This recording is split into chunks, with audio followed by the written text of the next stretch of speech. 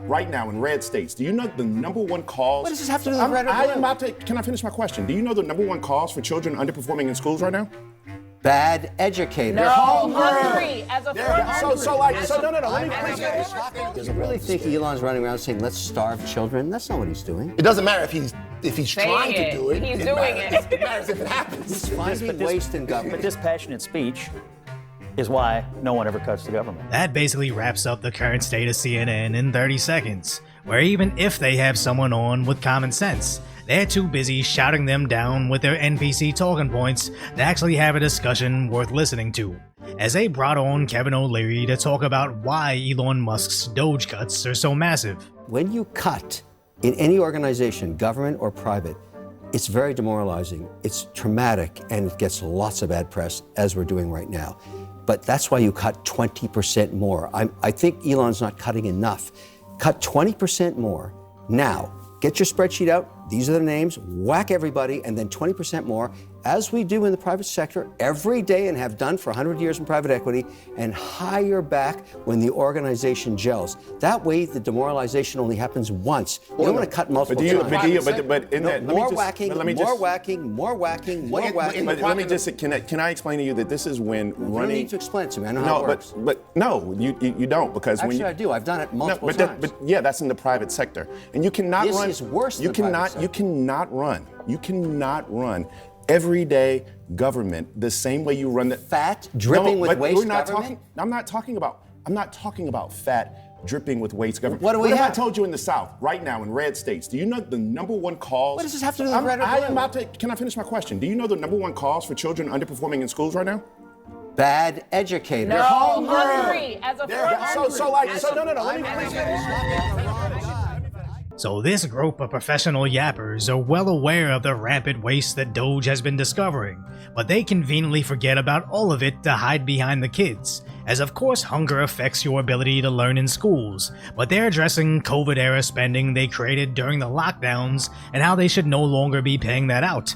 Not everything created during a crisis should be irreversible like their Patriot Act, but they're so used to being able to silence any forms of criticism by simply saying, think about the kids, or this is going to save lives, or if you're against this, you're supporting racism, because sadly, they're also trying to pull that move too.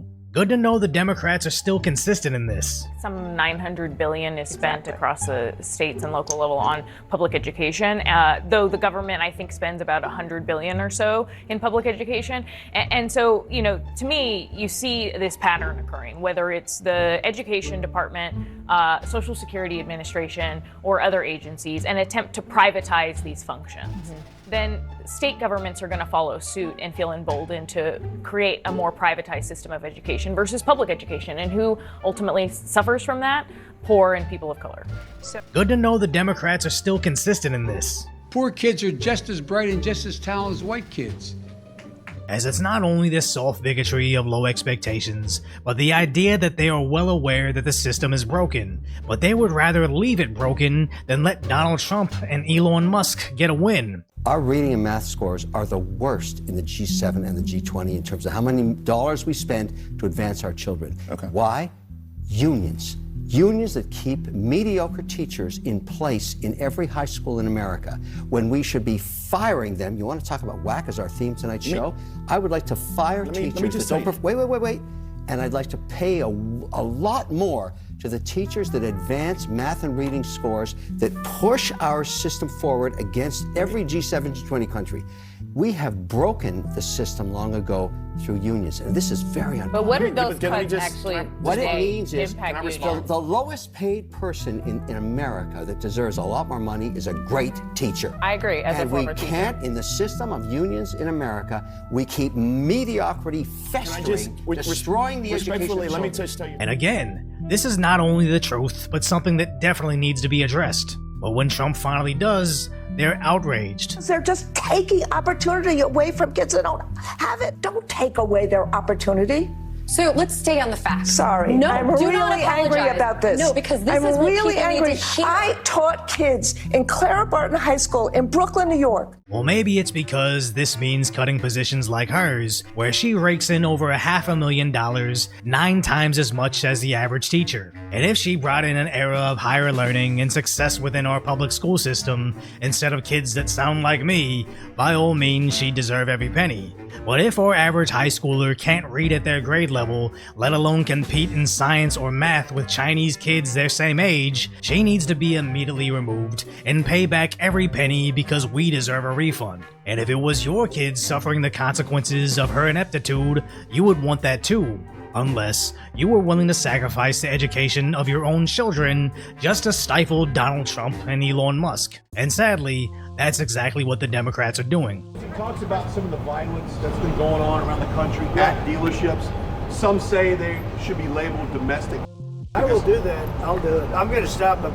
We catch anybody doing it because they're harming a great American company. When you do that, those people are going to go through a big problem when we catch them. Is he wrong? Are they not vandalizing a great American company? Is Tesla not a great American company? I didn't say he. He's doing something that's been so needed for so long. He's just simply saying, look at what I found here. Look at what I found here. Look at the waste. Look at the fraud. Look at and you they're doing a terrible job. The thing about that clip, you don't have to do anything about it. But he's pointing it out. This guy. Well, first of all, we should say this. He's a hero. He's a friggin' hero. Everything O'Leary said is true, but the Democrats have officially become the party of anti-Trump, and they've lost their entire identity. As Mays Moore on X points out, Elon Musk would be a hero for the Democrats of yesterday. I will not deny for 1 second that there is waste and fraud and bureaucracy in almost every government program out there. I think we got to take a hard look at them all. And I believe that in addition to the Pentagon, we can save hundreds of billions of dollars a year by eliminating unnecessary bureaucracy. We cannot keep our promises on Medicare. We simply must make the cuts in waste, fraud, and abuse in Medicare so that the benefits and the premiums are untouched. About a third of all of the spending that's done in Medicare and Medicaid, I would imagine a lot of it's in the private sector as well, doesn't go to really good health care, goes to other things. Sad how liberals of the 2010s could finally get everything they voted for, but only by voting for Trump in 2024, all while freaking out those same Democrats that claimed to want this in the first place. The only difference being is those establishment Democrats have now all mysteriously become multi-millionaires off their much smaller government salary, which reveals why the modern-day Democrats are doomed to disappear like the Whig Party.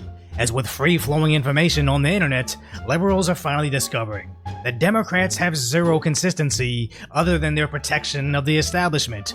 You can't rely on them to follow through on any of their campaign promises, but you can rely on them to protect their shady interests. I even remember 2 years ago I covered the protests when Roe v. Wade was repealed. All these women's rights activists were marching in the streets, but were angry how the Democrats controlled every branch of the government for years, but did nothing to codify those rights into law. But when the Republicans finally reversed it, only then did their local Democrats start fundraising or fighting for their rights again. Where they realized their rights weren't something they were interested in protecting, they were just talking points and campaign promises they needed to raise money and get re-elected with. And that moment red-pilled a certain group within their movement, but this whole wave of Democrats defending, at best, wasted tax dollars and at worst, money laundering shows not just women's rights activists, but every American taxpayer that the Democrats don't see your struggles as something to solve, they see them as something to campaign on. So if you appreciate my concise, light-order commentary on the tragic status that is today's reality, hopefully I've earned your subscription, then go check out the video on how California's governor started a podcast, but it immediately backfired.